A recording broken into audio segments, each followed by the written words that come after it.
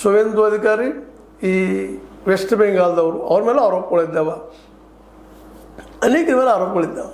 ಅವೆಲ್ಲ ಗಂಭೀರ ಆರೋಪಗಳಿದ್ದಾಗ ಅವರಲ್ಲಿ ಸೇಮ್ ಆಗಿದೆ ನಾಯಕ ಆಗಬಾರ್ದನ್ನೋ ವಾದವನ್ನು ಕಾಂಗ್ರೆಸ್ ಮತ್ತು ನಮ್ಮ ನಾಗೇಂದ್ರ ಅವರು ಕೇಳ್ತಾ ಇದ್ದಾರೆ.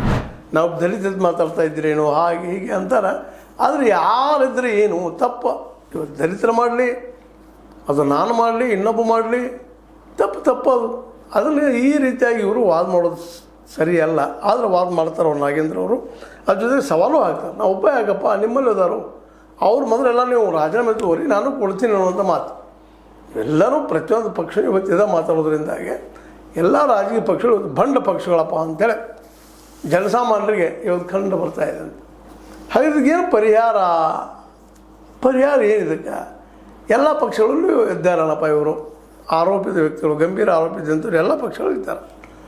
ಹಾಗಾದ್ರೆ ಅವರನ್ನು ಈ ಆರೋಪಿತ ವ್ಯಕ್ತಿಗಳನ್ನು ಆಯ್ಕೆ ಮಾಡಬಾರಲ್ಲ ಜನ ಅನ್ನೋ ಪ್ರಶ್ನೆಗೆ ಉತ್ತರ ಹೇಳೋದು ಭಾಳ ಕಷ್ಟ.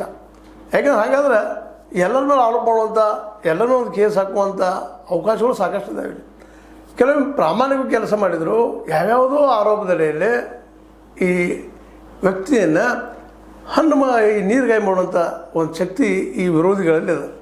ಹೀಗಾಗಿ ಇಲ್ಲಿ ಆರೋಪಿತರನ್ನು ಅಪರಾಧಿ ಅಂತ ಪರಿಗಣಿಸೋದು ಎಷ್ಟು ಮಟ್ಟಿಗೆ ಸರಿ ಅನ್ನೋ ಮೂಲಭೂತ ಪ್ರಶ್ನೆ ಇದ್ದರೆ, ಎರಡನೇದಾಗಿ ಇಂಥವ್ರನ್ನ ಯಾಕೆ ಮಾಡಬೇಕಪ್ಪ, ಮಿನಿಸ್ಟರ್ಶಿಪ್ ಇವ್ರಿಗೆ ಯಾಕೆ ಕೊಡಬೇಕು ಅನ್ನೋದು ಸಹಿತ ಇವತ್ತು ದೊಡ್ಡ ಪ್ರಶ್ನೆ ಆಗಿದೆ. ಯಾಕಿಲ್ಲ ಕಾಂಗ್ರೆಸ್ ಪಕ್ಷದಲ್ಲೇ ಒಳ್ಳೆಯ ಹೆಸರಿದ್ದಂಥ ಜನ ಸಜ್ಜನರಿಲ್ಲಿನೋ ಅನ್ನುವಂಥ ಮಾತು. ಆದರೆ ಇವತ್ತು ಏನಾಗಿದೆಪ್ಪ ರಾಜಕೀಯ ಅಂತಂದ್ರೆ ದುಡ್ಡು ತೆಗೆಯುವಂಥವ್ರು, ನಾಳೆ ಎಲೆಕ್ಷನ್ದಲ್ಲಿ ದುಡ್ಡು ಹಾಕಿ ಖರ್ಚು ಮಾಡಿ ಹಾರಿಸಿ ಬರುವಂಥವ್ರು ಅಂಥವ್ರನ್ನ ಆಯ್ಕೆ ಮಾಡ್ತಾ ಇದ್ದಾವೆ ಪ್ರತಿಯೊಂದು ಪಕ್ಷಗಳು.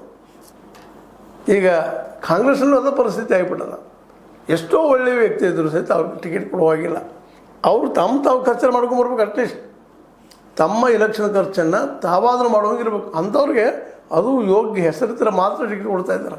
ಇದು ಪ್ರತಿಯೊಂದು ಪಕ್ಷದೂ ಬಾಳೆ, ಕೇವಲ ಕಾಂಗ್ರೆಸ್ ಅಂತಲ್ಲ, ಈವನ್ BJPಯಲ್ಲೂ ಇದೇ ಪರಿಸ್ಥಿತಿ ಅದ, JDSನಲ್ಲೂ ಇದೇ ಪರಿಸ್ಥಿತಿ ಅದ, ಯಾವುದೇ ಪಕ್ಷಕ್ಕೆ ಹೋದ್ರೆ ಇದೇ ಪರಿಸ್ಥಿತಿ ಅದ. ಓಪನ್ ಆಗಿ ಹೇಳ್ತಾರೆ, ಯಾರಿಗೆ ದುಡ್ಡು ಹಾಕಿ ಗೆಲ್ಲೋ ಶಕ್ತಿ ಐತಿ ಅವ್ರು ನಿಲ್ಲರಿ ಅಂತೇಳಿ. ಎಷ್ಟು ಜನಕ್ಕೆ ಅದರ ಇವತ್ತು ದುಡ್ಡು ಹಾಕಿ ಖರ್ಚು ಮಾಡಿ ನಿಲ್ಲುವಂಥದ್ದು ಸಹಜವಾಗಿ ಅಭ್ಯಾಸ ಮಾಡಿದ್ರೆ ಗೊತ್ತಾಗ್ತದೆ. ಏನೂ ಇರಲಿ, ಈ ನಾಗೇಂದ್ರ ಅವರ ರಾಜೀನಾಮೆ ಪಟ್ಟು